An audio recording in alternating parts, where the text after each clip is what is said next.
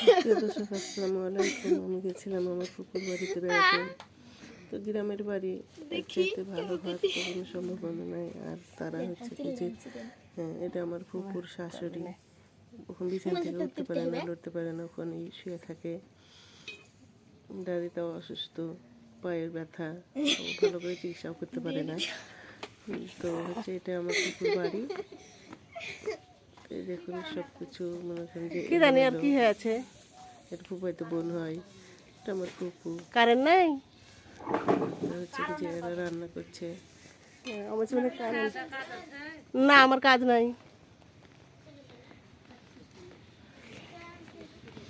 টিনের বাড়ি ঘর, টিনের মুরগি আর বকরি একসাথে খেতে যায়। আমার ফুপা রাজমিস্ত্রি লেবারের কাজ করে।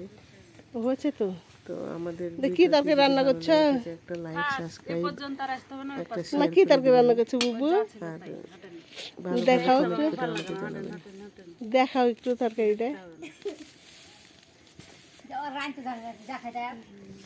দরকার নাই, রাইন তো একটু শিখে নিবে।